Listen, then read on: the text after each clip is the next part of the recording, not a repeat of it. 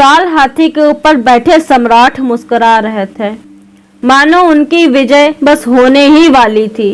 उनकी सेना ने आज अदम्य शौर्य और अद्भुत रण कौशल का परिचय दिया था। मुगलों की सेना उथल पुथल हो चुकी थी। कोई अत्यधिक दर्द से कहर रहा था तो कोई उल्टे पांव भाग रहा था। सम्राट हेमचंद्र की सेना अब विचलित समुद्र की भांति बढ़ती जा रही थी। तभी बदकिस्मती से सम्राट की बाईं आंख में एक तीर सीधा घुस गया और सम्राट की आंखों के सामने अंधकार छा गया। अत्यधिक दर्द के कारण उनका शरीर कांप उठा। सम्राट हाथी से नीचे गिर पड़े। यह कोई मामूली तीर नहीं था, क्योंकि इस एक तीर ने भारत के इतिहास को पलट कर रख दिया। आशा करती हूँ आप सभी बहुत अच्छे होंगे।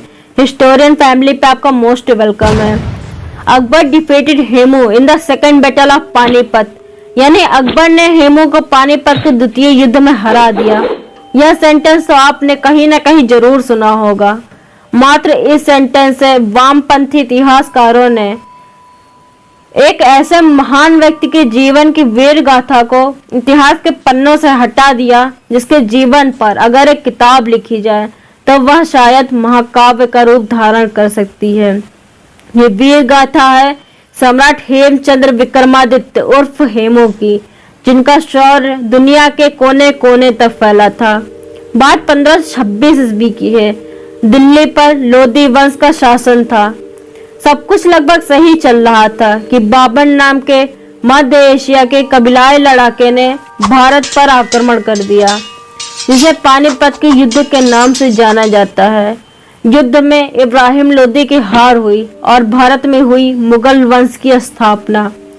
परंतु जल्द ही 1531 में बाबर की मृत्यु हो जाती है, जिससे सत्ता आई हुमायूं के हाथ में, जो ना ही एक अच्छा लीडर और ना ही परिपक्व था। इसका फायदा उठाया शेर शाह सूरी ने, जो कि इब्राहिम लोदी का सिपह सलार था और इन दिनों बिहार में था। शेर शाह ने आर्मी इकट्ठी करके हुमायूं पर आक्रमण बोल दिया। चौसा और कन्नौज में लड़ाइयाँ हुई और साथ ही हुई हुमायूं की शर्मनाक हार। शेर शाह से जान बचाकर हुमायूं ईरान भाग गया और 1540 में शेर शाह ने दिल्ली के सिंहासन पर कब्जा कर खुद को शहंशाह घोषित कर दिया। लेकिन असली कहानी तो अब शुरू होने वाली है। उससे पहले मैं आपको बता दूं, यदि आपको कोई भी क्वेरी है तो प्लीज कमेंट सेक्शन में कमेंट कीजिए, और यदि आपको स्टोरी पसंद आए तो प्लीज चैनल को सब्सक्राइब एवं शेयर करें, जिससे ज्यादा लोगों को भारत के इतिहास पर गर्व हो सके। तो यह कहानी है महान हेमचंद्र विक्रमादित्य उर्फ हेमू की। दिल्ली से कुछ 50 मील दूर रेवाड़ी में हेमचंद नाम का एक युवा तेजी से सफलता की सीढ़ियां चढ़ रहा था। पहले शेर शाह की सेना में सब्जी और अनाज पहुंचाने वाला युवा बाद में बारूद के लिए मसाले पहुंचाने शुरू किए। अत्यधिक दूरदर्शी सोच के कारण इसने शेर शाह के बेटे इस्माइल शाह से हाथ मिला लिया।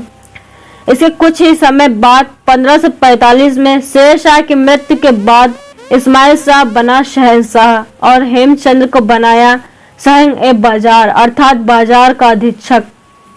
अभी तो बस शुरुआत थी। हेमू की सूझबूझ और वाणिज्य व्यापार यानी कॉमर्शियल ट्रेड पर इनकी पकड़ को देख इस्माइल ने पहले इन्हें दरोगा चौकी बनाया, फिर बाद में पंजाब का नियंत्रक, और फिर 1553 में हुई इस्माइल की मौत।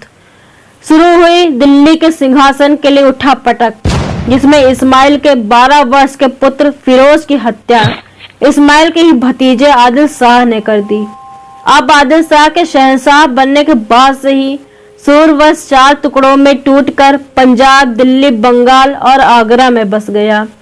लेकिन पारिवारिक कलह के कारण यह भी ज्यादा दिनों तक नहीं टिक पाया, क्योंकि रास्ते में अगर 1000 कांटे हो तो आप किसी तरह आगे बढ़ते चले जाएंगे, लेकिन यदि एक भी कांटा आपके जूते के अंदर हो तो आप एक कदम भी आगे नहीं बढ़ पाएंगे।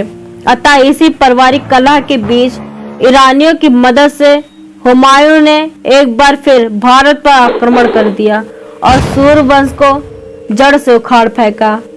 दिल्ली पर मुगलों का परचम एक बार फिर से लहराने लगा, लेकिन हुमायूं की जल्द ही जनवरी 1556 में मृत्यु हो जाने के कारण फिर से उठापटक सिंहासन के लिए चालू हो जाती है। इस समय हेमचंद्र बंगाल में था और यह समय मिला हेमचंद्र को अपना भाग्य लिखने का। अब हेमचंद ने शुरू किया मुगल वंश के खिलाफ अपना तेजस्वी अभियान। बंगाल से बिहार, बिहार से उत्तर प्रदेश, उत्तर प्रदेश से मध्य प्रदेश और फिर आगरा, अंततः दिल्ली में हेमचंद्र की सेना ने अपने जबरदस्त पराक्रम को दिखाते हुए मुगलों की सेना को उथल पुथल कर दिया। और फिर शुरू हुआ अब तक का सबसे महत्वपूर्ण युद्ध। सामने था मुगल सेना का प्रसिद्ध सेनापति बैरम खान, दूसरी ओर स्वयं सम्राट। लेकिन यहाँ मुगलों की सेना हेमचंद्र पर भारी पड़ गई। जैसे ही मुगलों को पता चला कि हम जीत जाएंगे, मुगलों ने अपने स्वभाव अनुसार लूटपाट मचाना शुरू कर दिया। इसी क्षण के इंतजार में बैठे हेमचंद्र को मौका मिल गया। लूटपाट में मगन मुगलों पर हेमचंद्र की सेना की एक टुकड़ी ने हमला कर दिया, जिससे एक बार फिर से मुगलों की हुई शर्मनाक हार और भारत को मिला एक महान सम्राट। हेमचंद्र का राज्याभिषेक हुआ और साथ ही मिली उन्हें विक्रमादित्य की उपाधि। 350 साल के लंबे समय बाद अब दिल्ली पर एक हिंदू राजा का झंडा गड़ा था। उनकी सेना के अफगान और हिंदू दोनों ही बहुत खुश थे और सम्राट के प्रति वफादार थे। हेमचंद ने मुनाफाखोरों तथा बाजार में फैली सारी कुरीतियों पर रोक लगा दी। हेमचंद ने नए सिक्के चलाए, जिससे उनकी कीर्ति और पराक्रम दूर दूर तक फैल गया। लेकिन भाग्य कुछ अलग ही इतिहास लिखने को तत्पर था।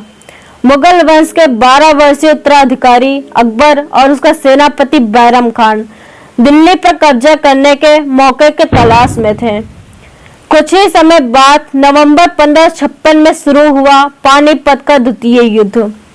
एक और थी सम्राट की विशाल सेना, जिसका संचालन स्वयं सम्राट कर रहे थे, और दूसरी ओर मुगलों की सेना।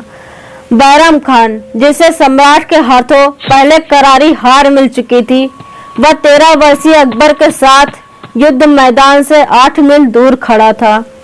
एक बार फिर से सम्राट की सेना ने मुगलों को रौंद डाला। सम्राट हाथी से ऊपर बैठकर खुशी से अपना पराक्रम प्रदर्शित कर रहे थे।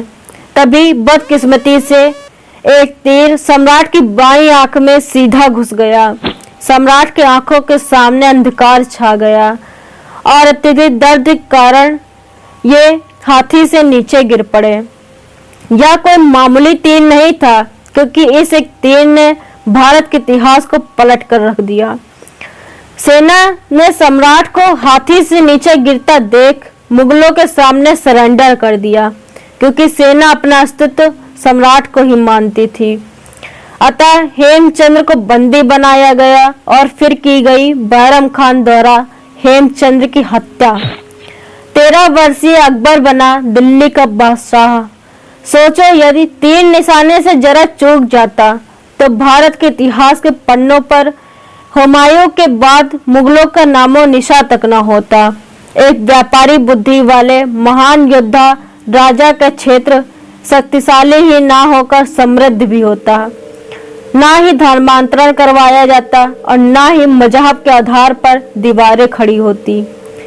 दक्षिण भारत के राजाओं के साथ महान पराक्रमी हेमचंद्र का उत्तर भारत भी विश्व के सबसे शक्तिशाली और सुख संपन्न देशों में से एक होता, जहां ब्रिटिश शायद कभी कदम रखने को भी ना सोचते और ना ही हमारे इतिहास में परतंत्र नाम का कहीं शब्द होता। भारत सोने की चिड़िया आज भी होती, लेकिन एक तीर, सिर्फ एक तीर ने भारत के इतिहास को पलट कर रख दिया। यह थी कहानी सम्राट हेमचंद्र विक्रमादित्य उर्फ हेमू की। इनकी गौरव गाथा सदियों तक भारतीयों खून में दौड़ती रहेगी। ऐसी ही वीर गाथाएं हिस्टोरियन फैमिली पर आती रहेंगी आने वाले दिनों में भी। तब तक के लिए जय हिंद, जय भारत।